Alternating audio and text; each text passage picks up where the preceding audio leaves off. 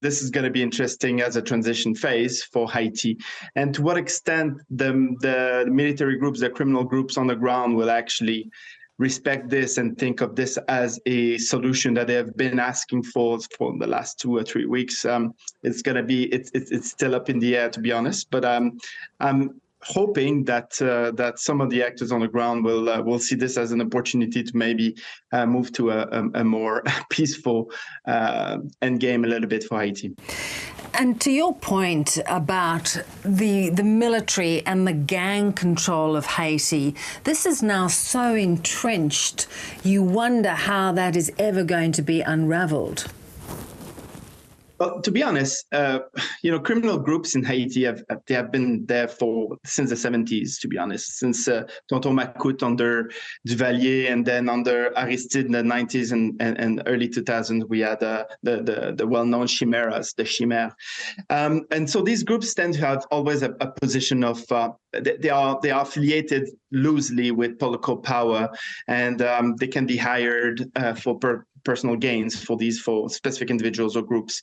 And so they've always been there and present. So how entrenched they are, it's a really good question. Right now, it seems that they run amok, especially with since when the last president was murdered.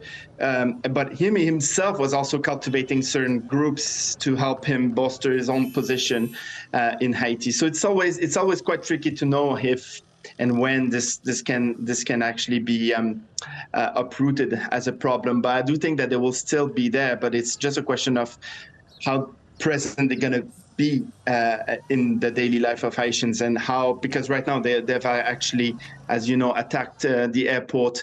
They have attacked all the different police stations. So they've really demonstrated the kind of political power in a sense. And to what extent they're going to be reacting to Ariel Henry's resignation is going to be up in the air. So maybe they will just retract to their usual position as supporters or not of specific political powers in Haiti. Yeah, although Jimmy Barbecue Cherizia, who prompted this latest round, I mean, even his nickname is a little ominous. Yeah, it's a little bit ominous, obviously. And, there was Elon Musk who tweeted about this, saying, go to Haiti, go meet a barbecue and his famous roasted chicken. Actually, he's claiming that his nickname comes from his mother, who was selling roasted chicken on the streets of Haiti.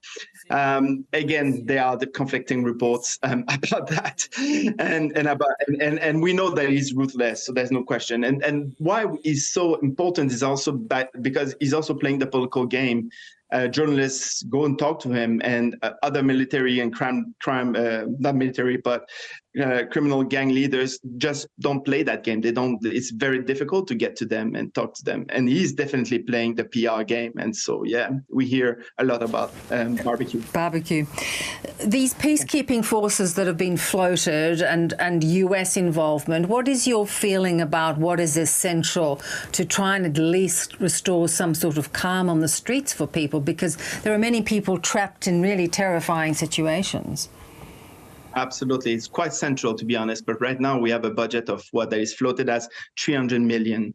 Just to give you a perspective, that's half of the budget of MINUSTA, the previous UN mission, peacekeeping Stabilization Force for Haiti.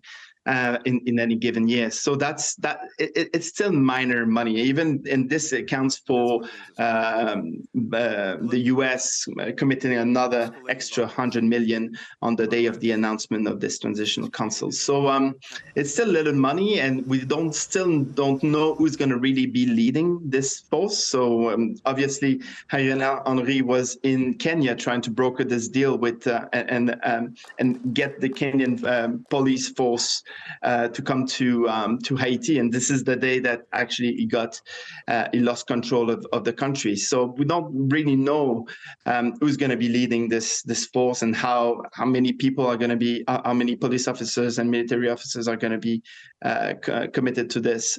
So it's up in the air. It's needed. And what kind of approach are we going to have? Is the actual transitional council being able to, would it be able to restore a modicum of stability so for the military operation to succeed? All these are open questions at the moment. And of course, importantly, is whether there will be able to be elections held, and then if the military and these gangs actually adhere to the results. Yeah. So elections are always a very contested field in Haiti beyond the kind of democratic contestation here.